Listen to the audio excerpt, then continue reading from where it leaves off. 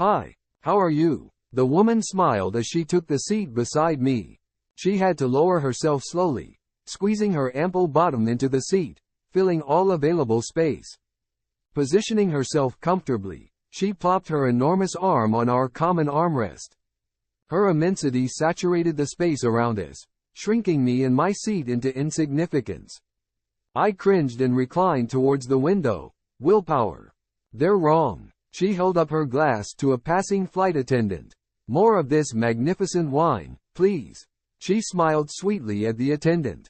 "Great service from your crew. May God bless all of you."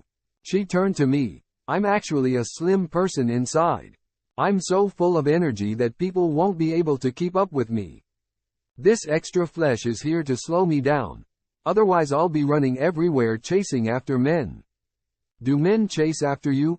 I asked jokingly. "Of course they do. I'm happily married, but men still keep proposing to me. Most of them have relationship problems and they need someone to confide in. For some reason, they like to talk to me. I think I should have been a counselor instead of a school teacher." Laura paused before she said thoughtfully, "You know, the relationship between men and women is so complicated. Women worship men and call them honey, until they find out they have been lied to, and then they turn into bitter gourds. Men love women so much that they see them as their soulmates until they look at their credit card bills, and then women become devils with tridents." Laura's enthralling conversation had turned the flight into something thoroughly enjoyable.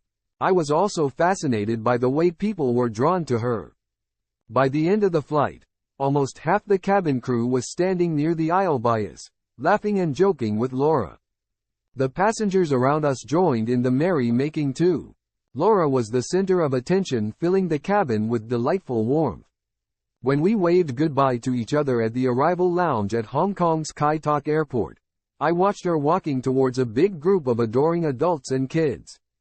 Cheers sounded as the group hugged and kissed Laura.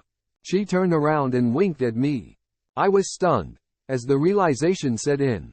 Laura was the most beautiful woman I had ever met in my life.